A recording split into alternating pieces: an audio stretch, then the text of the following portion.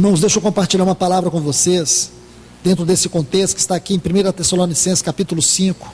O que eu entendo, irmãos, é que o inimigo, ele tem entrado nos nossos lares, ele tem carregado os nossos filhos, e nós estamos acomodados. Falo para os irmãos, fala que em nome de Jesus, tem um pecado na sua vida que você não tratou, tem um pecado que você tem dificuldade, tem uma área que você não consegue vencer. Irmãos, falo para vocês, vão aos pés do Senhor, trate disso com urgência. Trate disso com urgência. Comece nesse exato momento, a partir de hoje, trate disso. Vá aos pés do Senhor, confesse tudo a Ele, mas não continue vivendo essa vida. Cuidado, o diabo não vai poupar nada. O que ele tiver liberdade, caminho para destruir, e legalidade para destruir, ele vai destruir. Escute isso, irmãos. Quando é que nós vamos acordar que nós chegamos na hora final? Quando as luzes se apagar? Está aí, eu postei para algumas pessoas ver. A possibilidade de um meteoro de 2 quilômetros, o diâmetro dele, cair na Terra. E as consequências que isso vai acontecer em 2019. Isso não é balela, está no Jornal Nacional e está no site da NASA, em 2019. Eu não posto essas coisas se não tiver uma fonte segura. Então, o que eu consegui descobrir é que até agora não existe um plano real de emergência para impedir que isso aconteça. Existem possibilidades, mas eu não estou preocupado com o que vai cair nessa terra. Estou preocupado com a minha vida. Estou preocupado com o meu viver. Estou preocupado com a igreja do Senhor. Estou preocupado com você. Porque muitos estão dormindo, eles não creem que Jesus vai voltar, aliás, nem creem em Deus, o que eles acham que creem em Deus é psicológico, não é real. Fé, eu expliquei esses dias para vocês, fé é andar com Deus, não é dar um pulo no escuro. Quando Hebreus define fé, fé é a certeza, é a hipóstasis. Versículo 3 do capítulo 1, diz que Jesus é o hipóstasis. Colossenses capítulo 1, versículo 15, diz que Jesus é a imagem, é o hipóstase do Deus invisível. E quando você estuda fé, Abraão, homem de fé, Enoque, homem de fé, Noé, homem de fé, foram homens que andaram com Deus. Enoque andou com Deus, Abraão andou com Deus, Noé andou com Deus, Moisés andou com Deus. Deus prometeu para Moisés dar a terra de Canaã sem Deus, sem que o seu anjo fosse à frente. Moisés disse: não nos faça sair desse lugar se o Senhor não for conosco, porque para Moisés a glória da terra de Canaã era Deus e não a terra. Mas as pessoas hoje querem ficar com a terra, mesmo que elas tenham que perder a presença de Deus. As pessoas preferem os seus bens do que a presença de Deus. Preferem o seu status na sociedade do que a presença de Deus. Irmãos, não negocie a presença de Deus por nada nesse mundo. Não percam a presença de Deus. Não percam Ele de vista. Morra se possível for, mas não perca a presença de Deus.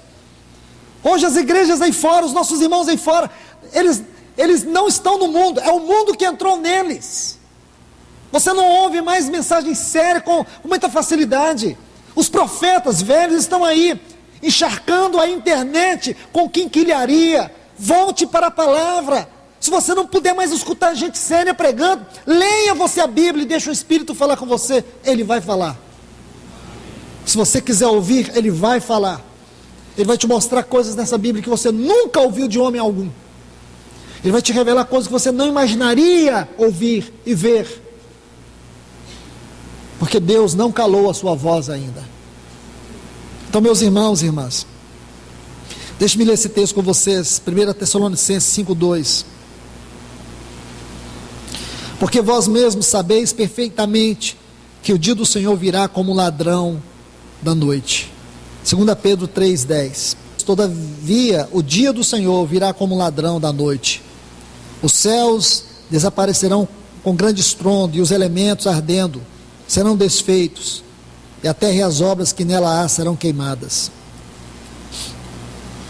Meus irmãos, eu quero usar esses textos aqui como uma moldura, mas o quadro que eu quero lhes mostrar, e quero fazer isso rapidamente, está aqui em Apocalipse, a partir do capítulo 2, sobre as 7 cartas às igrejas da Ásia, especialmente aquelas que nós temos uma mensagem quanto à volta do Senhor. E por que quero colocar essas cartas? Elas são Tiatira, Sardes, Filadélfia e Laodiceia. Nessas 4 cartas. Por quê? Por uma questão de interpretação simples. Porque acredito que essas cartas, elas estarão aqui no tempo, ou essas igrejas, ou essas cartas representam as igrejas que estarão aqui no tempo da volta do Senhor. Vou colocar isso mais uma vez.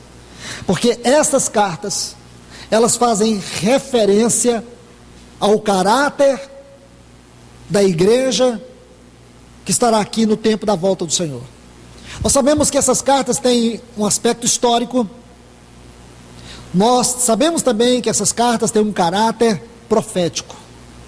Então, deixando de lado o caráter histórico, vamos nos concentrar no caráter profético. De fato, essas igrejas existiram. De fato, essas igrejas tiveram uma realidade contextual, no tempo e na geografia. Mas, quando olhamos para a natureza profética dessas cartas, nós vemos aplicações diretas em relação à igreja do Senhor. Nós podemos observar o caráter representativo, histórico de cada uma dessas cartas. Se você estudar a história da igreja, você vai identificar em qual período da história da igreja essas cartas se enquadravam, ou se enquadraram. Também esse aspecto nós vamos colocar de lado. Mas quando olhamos, não apenas do ponto de vista tempo, do ponto de vista histórico, geográfico, mas do ponto de vista profético, nós sabemos que essas cartas falam muito a nós nesses dias. Como, por exemplo, a igreja que está aqui em Tiatira. Essa palavra significa odor de perfume, ou sacrifício de perfume. Eu quero que você observe essa carta. Nós não vamos entrar em detalhes, mas eu vou passar bem por cima mesmo. A palavra-chave para você entender a profecia a esta igreja é obras. Obras. Observe bem, obras. 5 vezes nesta carta você vai ver a palavra obras. O Senhor vai chamar a atenção dela por causa das suas obras. O Senhor vai dizer que esta igreja, ela tinha uma tolerância, uma permissividade a um espírito de prostituição no meio deles. Esse espírito de prostituição estava seduzindo a igreja, a fornicação. Isto é, a carnalidade. Então, uma forte característica desta igreja era uma mistura do carnal com o espiritual. Por um lado, eles tinham obras, tinham serviço, mas eles estavam sendo danificados por causa da carnalidade. A carnalidade tem sido uma terrível, uma triste característica dos cristãos nos nossos dias. Sensualidade, promiscuidade, pornografia. Quero indicar um livro aqui para os homens. Tem um livro, procure ele, encontre ele, A Batalha de Todo Homem, e leia ele. Irmãos, como estas coisas estão destruindo a igreja. Queremos ter obras, é como se as nossas obras, o nosso serviço, fosse a carapuça para tentar enganarmos a Deus, fosse o nosso disfarce.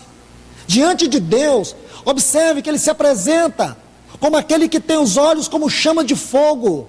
Tudo aquilo que não tem o seu caráter, tudo aquilo que não está de acordo com o seu filho, tudo aquilo que não tem a natureza do seu filho, não está de acordo com o caráter do seu filho, não passa por essa chama de fogo do olhar divino. E ele não só tem os olhos como chama de fogo, ele tem os pés como bronze, porque aquilo que os olhos veem, os seus pés julgam. Isso é sério, irmãos. Sério. Carnalidade. Não brinque. Eu falo para vocês com temor, não brinque. Não fique vivendo sua vida para que o mundo te veja. Você precisa ser uma carta que exala, é o perfume de Cristo, e não esse odor de Tiatira. Não queira se parecer com o mundo, minha irmã, meu irmão. Não permita que as vaidades desse mundo corrompam a sua mente, o seu coração. Procure viver uma vida digna diante do Senhor. Não queira se comparar com o mundo, meu irmão, não queira. Não busque isso para você. Isso vai ter uma terrível e triste influência sobre sua vida. Você vai perder o Espírito Santo, você vai perder a fome da palavra. Sonde o seu coração. Sonde agora. Veja se você tem fome da palavra de Deus. Fome mesmo. Simples, vou te ajudar. Qual foi a última vez que você abriu essa Bíblia para que Deus falasse ao seu coração? Não é para você ler o Salmo 91, não. Qual foi a última vez que você abriu ela não como livro literário, mas você abriu como a palavra de Deus? Qual foi a última vez? Tem muito tempo? Você não se lembra? Eu quero te falar, você está morrendo. Você está morrendo. Vou te fazer uma segunda pergunta. Como que é a sua vida de oração? Você tem? Existe um momento no seu dia, não estou falando semana, não falei semana, falei dia. Existe um momento no seu dia que você se aquieta, joelha, ou seja lá como for, aos pés do Senhor de maneira específica para ter comunhão com Ele? Você não faz isso durante o dia? Você não tem esse costume? O que está faltando para escrever a sua lápide? Você já morreu? Você não ora? Oração não é uma coisa natural na sua vida. Você só ora para comer e ora para dormir. É isso que é oração para você? Isso que é Deus para você? Você reduziu a Deus a essa migalha de vida espiritual. Isso não é vida espiritual, irmão. Isso é um lixo religioso. Você não tem vida nenhuma de oração? Você não gosta de orar? Você não gosta de Deus? Você está morto. Essa palavra não está entrando em você. Sabe por que não vai entrar? Porque morto não ouve, morto não vê, morto não fala. É isso. Por isso que essa palavra não entra. É porque você está morto, você está morta. Satanás está tripudiando sobre a sua carne, sobre sua mente, sobre sua vida. Irmãos, olhe para Deus nesta hora. Você pode ser um osso naquele vale de ossos secos que Ezequiel viu, mas o Senhor pode te ressuscitar, o Espírito pode te encher e tudo pode mudar, mas abra o seu coração para Ele. Veja o tempo que você gasta à frente de novelas, olha o tempo que você gasta vendo filmes, olha o tempo que você gasta ouvindo essas músicas mundanas que falam só de promiscuidade. Olha o tempo que você gasta com o lixo desse mundo. E você vem me dizer que o Espírito Santo está feliz com você? Você vem me dizer que você tem uma fé genuína? Isso não é fé. Isso não é fé, isso não é vida cristã, meu irmão e minha irmã. Chame isso de qualquer coisa, mas não chame isso de vida cristã. Esse não é o Evangelho de Jesus Cristo. Você pode estar vindo nas reuniões da igreja, mas você não tem sido parte viva deste corpo orgânico. Sentar nessa cadeira não quer dizer nada, se você não tem uma realidade espiritual. Não adianta você dizer que você é parte. Mas o meu cônjuge, você está na sombra dele? Você está na sombra dele? Quão difícil é para um cônjuge ter que carregar o outro, para os pais ter que carregar os filhos, para os filhos ter que carregar os pais. Eu quero te falar, não desista do seu cônjuge, não desista dos seus filhos, não desista dos seus pais, mas esse não é o caminho certo. Meu irmão, minha irmã, pare de ser um peso espiritual para o seu cônjuge, seja bênção.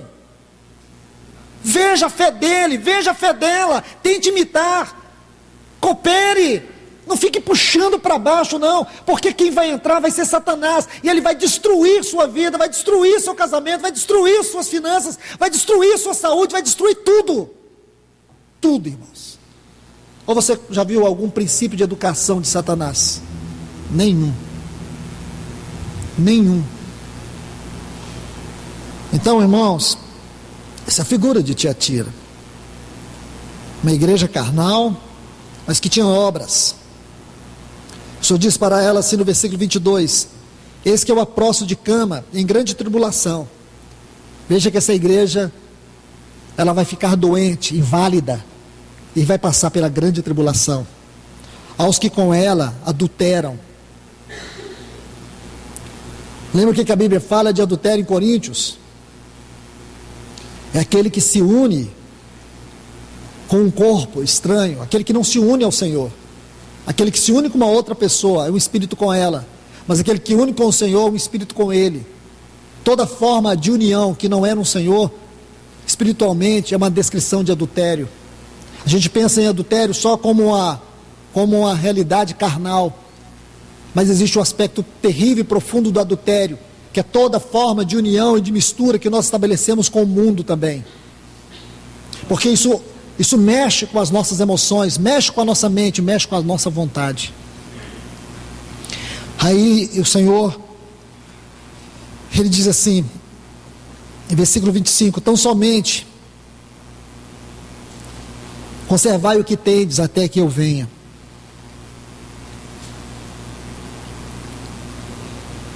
Você vê que no versículo 24, o Senhor diz assim, mas vos digo, a vós e aos demais que estão em Tiatira, tanto quantos não têm essa doutrina. Havia um grupo pequeno, irmãos. Havia um grupo pequeno, e esse grupo pequeno, o Senhor diz assim, guarda o que vocês têm, até que eu venha. Conserve o que tens. Então não perca. Irmãos, eu queria poder gritar para dizer para vocês, não perca aquilo que o Senhor tem dado a vocês. Você ganhou algo do Senhor, meu irmão.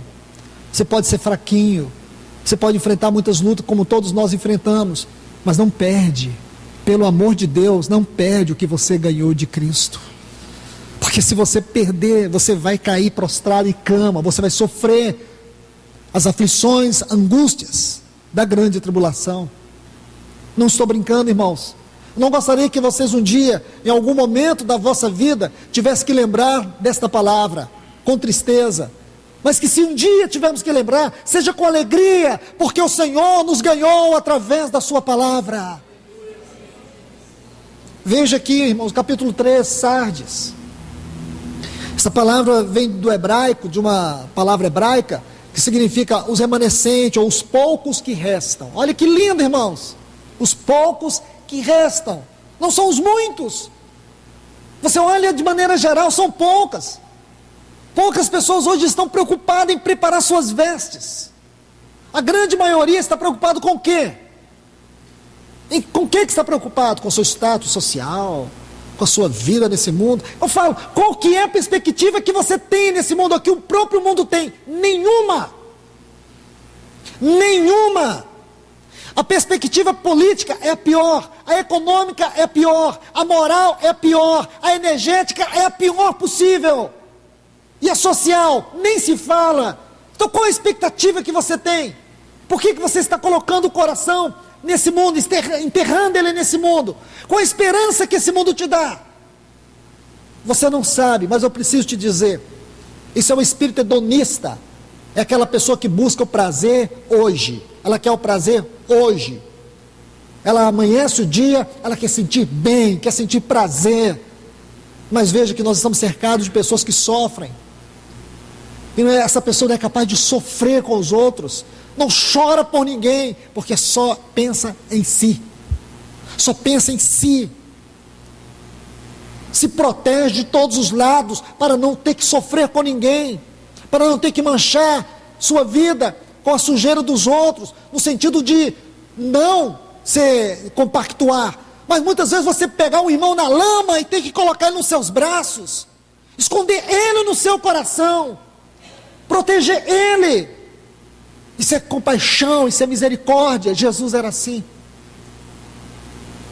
Por isso que ele disse, bem-aventurados os misericordiosos, porque alcançarão misericórdia. Então, meus irmãos, aqui nós temos uma igreja que fala de poucos, poucas pessoas, porque são poucos, irmãos. Eu quisera que fossem muitos, mas na nossa própria realidade aqui, a gente vê poucos. Essa palavra alcança poucos. Poucos têm ouvido ela, poucos têm andado nela, poucos têm se interessado por ela. Nessas redes sociais você vai lá, você compartilha uma piada, explode. Você compartilha uma palavra séria, ninguém nem te dá um amém. Pelo menos na minha experiência, não sei no grupo de vocês. Eu estou enojado desses grupos, acho que eu vou sair de todos. Porque não vale a pena, você coloca uma coisa séria, ninguém dá valor. Mas você coloca uma piadinha, todo mundo... Paciência, irmãos. Nós precisamos, irmãos, ser esses poucos. Esses poucos. Ele diz assim, versículo 2: ser vigilante, consolida o que resta. Esta frase aqui que descreve esta igreja. Versículo 4: mas tem umas poucas pessoas em Sardes, está vendo? Mas qual é o problema de Sardes? Qual é o problema aqui, irmãos? Uma igreja que não tinha realidade espiritual. Uma igreja que não tinha realidade espiritual. Ela só tinha aparência, mas estava morta. É isso que você vê hoje. As pessoas só têm aparência, elas não têm conteúdo. Elas só têm uma casca, mas elas não têm vida. Elas não conseguem trocar duas palavras falando de Deus. Como é triste você sentar com um irmão, com uma irmã, que ela não tem nada para falar de Deus, não conversa nada do Senhor. Mas se você falar de moda, de academia, dessas coisas desse mundo, a nova onda, a nova moda, o novo filme que você assistiu, isso todo mundo se interessa. Mas não tem nada de Cristo, nada. Meu irmão, sonde o seu coração agora.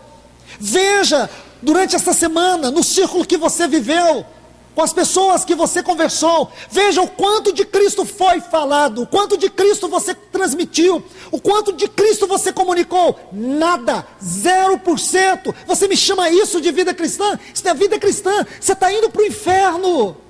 Você está indo para o inferno. Isso não é vida cristã, irmãos.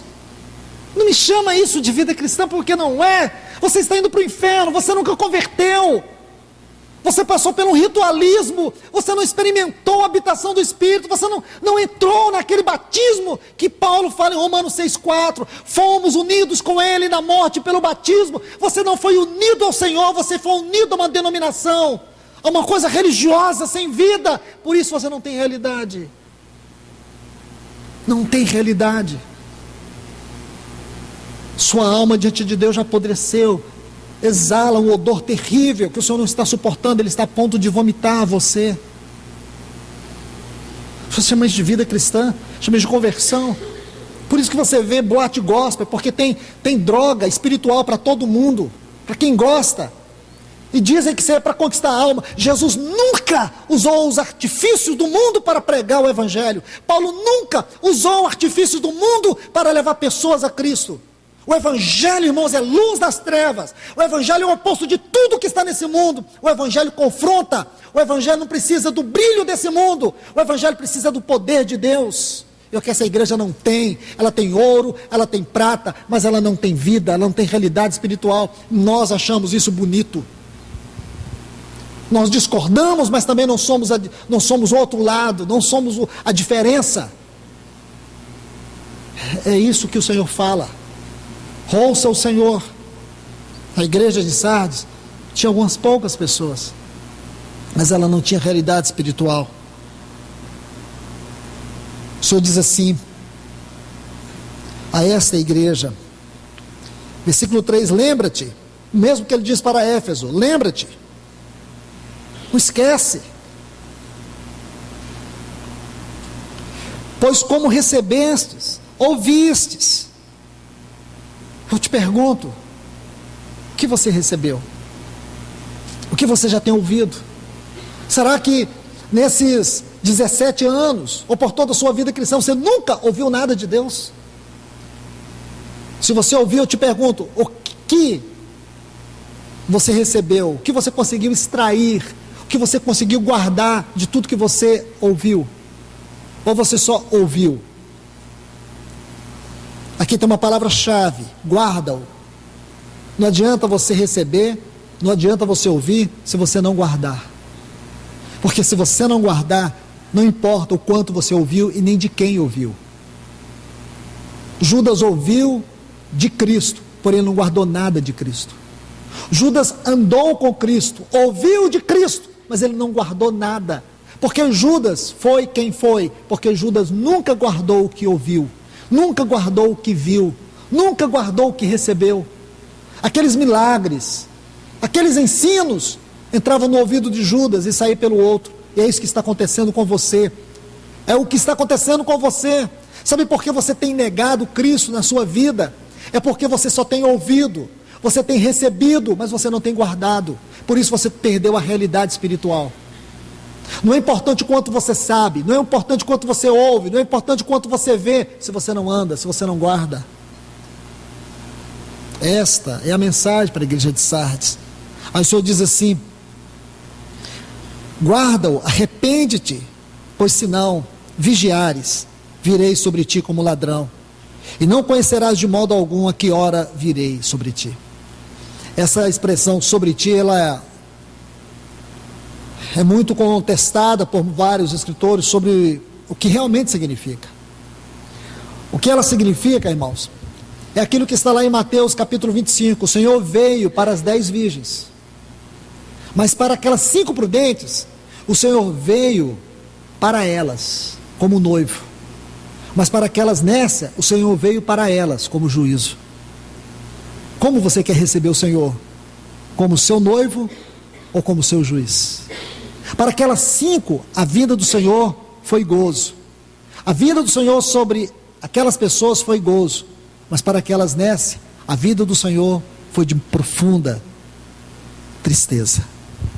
Assim o Senhor diz aqui em Sardes, algumas poucas pessoas. Vamos agora para a igreja de Laodiceia, de Filadélfia, me perdoe. Esta é a igreja que nos fala da verdadeira comunhão. Essa igreja nos fala da verdadeira união, uma união na verdade. Porque o Senhor se apresenta a essa igreja como verdadeiro, porque só existe comunhão e unidade na verdade. E esta igreja é uma igreja que tem um lugar muito especial no contexto dessas 7 cartas, porque nela tem uma porta aberta. E nós sabemos que essa porta aberta tem muito a ver com aquilo que Jacó viu, o céu aberto. Aquilo que o nosso Senhor interpretou em João 1, quando ele viu o céu aberto. Estevão também viu o céu aberto. Porque a igreja é um lugar onde os céus e a terra se encontram. E é sobre a igreja existe uma porta aberta, um caminho aberto. Por mais que os céus e a terra estejam tão distantes, mas espiritualmente a igreja e os céus é algo muito próximo. O Senhor colocou nessa igreja uma porta aberta. Aqui em Laodiceia a porta está fechada. E aqui em Filadélfia a porta está aberta. Esta porta é a porta da casa, porque a casa ela é do Senhor. A porta está aberta, o Senhor pode entrar. Em Laodiceia a porta está fechada e o Senhor está do lado de fora. Esse é o quadro mais triste que você pode encontrar na Bíblia. O Senhor de fora da sua própria casa. Não importa você colocar, é tão importante você ter uma Bíblia aberta dentro de casa, você colocar hinos da sua casa, se o Senhor está de fora. Não adianta você colocar uma frase bem grande assim na parede: esta casa pertence ao Senhor, mas ele está de fora. Ele não tem prazer ali dentro. Ali dentro ele não é adorado, ele não é expressado. Muitas coisas, muito lixo desse mundo está lá dentro. Muita coisa de internet está lá dentro. Nós temos que expulsar esses demônios da nossa casa com coragem, irmãos. Nós temos que bradar diante do Senhor, no nome de Jesus, que Satanás se retire das nossas casas. Lute, lute. Meu irmão, minha irmã, se vocês são 2 pessoas em Cristo, salvas, lute. Não permita, mostra para os seus filhos. Não adianta agressividade, tem que ter autoridade espiritual. Se não tem autoridade espiritual, então o problema não está com seus filhos, está com você. Não adianta gritar, pegar um facão e arrancar lá e falar assim: quem manda aqui sou eu. Não, quem manda é o diabo. Guarda o facão. Vai para os pés do Senhor. Fala: Senhor, eu quero a vara aquela vara que Moisés tinha, aquela que abriu o mar, é essa vara, a vara da autoridade. Seus filhos podem ter toda a dificuldade do mundo, mas eles vão respeitar a autoridade de Deus na sua vida. E tem um porém, você pode olhar para ele e ver que Satanás está tripudiando com seus filhos, mas se a autoridade está nas suas mãos, pode ter certeza, a vitória é certa, no nome de Jesus. Agora, não seja complacente com os pecados dos seus filhos. Falo para vocês, pais, que têm sido complacentes, têm feito vista grossa aos pecados dos seus filhos, vocês vão responder amargamente diante do Senhor. Amargamente diante do Senhor. Então esta é a igreja de Laodiceia, uma igreja morna, uma igreja que estava provocando nojo diante do Senhor. Ah, que condição triste, irmãos. Dói no coração você ler essa carta e pensar que a igreja se tornou isso. Olha o que essa igreja diz, irmãos. Vamos deixar um pouco aqui Filadélfia, porque isso é Laodiceia. Filadélfia é a igreja da comunhão, comunhão verdadeira. Essa igreja de Filadélfia é a igreja do amor entre os irmãos, da unidade. Essa igreja é a referência do grande tabernáculo dentro de Deus, onde o próprio Deus é o tabernáculo maior, porque tabernáculo fala de comunhão, de vida inserida na outra, de entremesclar. Isto é Filadélfia. E o Senhor tem uma promessa para ela. Ele diz assim no versículo 11: venho em breve, guarda o que tens, para que ninguém tome a tua recompensa, a tua coroa. Mas agora, e Laodiceia? Para encerrar, aqui em Laodiceia, o que você vai ver? Você vai ver isso, uma igreja que perdeu seu brilho, perdeu sua essência, uma igreja que diz assim, olha o versículo 17 do capítulo 3, de nenhuma coisa tenho falta. Onde uma igreja pode dizer isso, irmãos? Mas Laodiceia diz, não tenho falta de nada, ela não sente falta nem do Senhor. Uma igreja que não tem falta nem do Senhor, ela é o quê? Ela é o que muitos de nós estamos vivendo. Nós não sentimos falta do Senhor mais. Temos tudo. Tudo. O que você quiser, o mundo tem. Você conquista, você trabalha. Você pode, o suor te dá isso. Sua capacidade te dá isso. Por que sentir necessidade do Senhor? E o diabo te ajuda. O diabo ajuda você a ter as coisas. O diabo ajuda você a ter esse emprego. O diabo te ajuda, portas vão se abrindo. Esses amigos vão chegando, pessoas vão sendo inseridas na sua vida. O que você vai querer? Um Deus que você nunca viu a face dele? Como é que você vai amar ele? Aí vem incredulidade, aí vem tantas coisas, aí vem tanta circunstância. A oração é a coisa mais difícil. Você ora, a garganta seca, a mente trava, dá palpitação no coração, uma vontade de dormir, a boca não abre, palavras não vêm. Você acha isso normal? Mas quando é para assistir um filme, assistir um futebol, assistir qualquer coisa, o coração acelera. Assistir uma novela, termina aquele capítulo, naquela hora que o cara vai apertar o gatilho, termina o próximo capítulo, você fica louco, já pensando, um dia pensando no próximo capítulo. Como que uma pessoa dessa pode dizer, eu tenho o Espírito Santo em mim? O Espírito que habita em você não é de Cristo. O Espírito que habita em você é do anticristo. Sai disso, meu irmão, enquanto há tempo. Sai disso enquanto há tempo. Aí o Senhor, Ele diz para esta igreja, eis que estou à porta e bato, e chamo, se alguém ouvir minha voz, e abre a porta, eu entrarei, e cearei com ele e ele comigo. O Senhor está à porta. O Senhor está à porta, irmãos, batendo para entrar. Esse não deveria ser o lugar dele, mas você que fechou. Nós é que temos fechado a porta para o Senhor e o temos colocado de fora, porque nós temos dito a Ele, não temos necessidade de Ti. Talvez você nunca expressou isso com as suas palavras, mas você expressa isso com as suas atitudes. Suas atitudes mostram que você não precisa dEle. Suas atitudes mostram que você não quer Ele, você não quer a companhia dEle. Sabe quando você quer Ele? É quando as coisas apertam. Aí você fala, ai meu Deus. Aí você sai procurando alguém para orar por você, mas você não anda com Ele, você não caminha com Ele. Não adianta pregar sobre ele, não adianta cantar a ele. Irmãos, eu falo para vocês, essas coisas não preenchem o coração de Deus se ele não habita verdadeiramente dentro de nós. Nossa condição é pior do que a de um papagaio. Nós precisamos falar aquilo que reflete verdadeiramente o nosso coração. Como disse o irmão Tozer, os cristãos geralmente não gostam de mentir, mas eles cantam na igreja. Entendeu? Então, um bom dia para você refletir o que ele disse. É pesado o que ele disse. Ele disse, os cristãos não gostam de mentir, mas eles cantam na igreja. Quando a gente fala, Senhor, Tu és o amor verdadeiro. Mas que mentira! Que mentira! Amor verdadeiro é. Ele é o amor verdadeiro da sua vida? É. Ou tem outros amores? Será que o seu corpo não é o grande amor? Será que o seu dinheiro não é o grande amor? Será que o seu cônjuge não é o seu grande amor acima dele, acima de Deus, seus filhos? Será que você não colocou sua casa? Será que você não colocou o seu emprego? Será que você não tem colocado muitas coisas no seu coração e não sobrou nada para ele?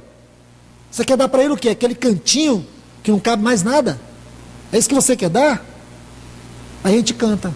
Então isso é mentira. Senhor, Tu és tudo na minha vida. Ah, que mentira. Falo para vocês, irmãos, acho que a gente deveria ser sincero e dizer assim, eu não canto essa canção porque não é verdade em mim. Não é verdade. Eu não te amo. Como Pedro um dia foi sincero para o Senhor disse, Pedro, Tu me amas? O Senhor perguntou 3 vezes, na terceira vez, Pedro disse, Tu sabes. Sabe o que ele quer dizer? Tu sabes que eu não te amo como o Senhor me ama. Foi a primeira vez que Pedro foi sincero. Por isso que o Senhor não desistiu de Pedro. Porque o Senhor viu em Pedro ainda uma porta aberta para ele entrar. Sabe o que eu quero te dizer? Meu irmão, minha irmã, deixe uma porta aberta para o Senhor entrar. A despeito do que você tem feito, a despeito de quem você é, deixe uma porta aberta para o Senhor entrar. Não feche a porta. Porque o dia pode ser tarde demais. Que o Senhor nos abençoe, irmãos. Senhor, nós nos colocamos debaixo da Tua voz, da Tua palavra, pedindo que o Senhor tenha misericórdia de nós. Tenha misericórdia de minha vida, Senhor.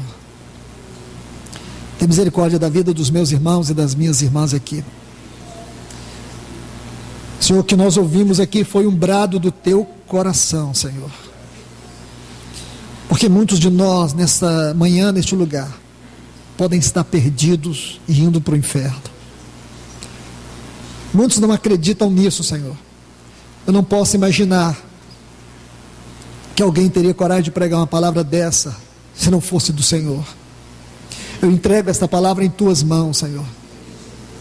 Mas eu venho te pedir em nome de Jesus, no nome do Teu Filho, o único Filho que Tu tinhas, por toda a eternidade o Senhor deu por nós, e é nesse grande nome do Teu Filho que eu te peço, fala ao coração desta igreja mais uma vez,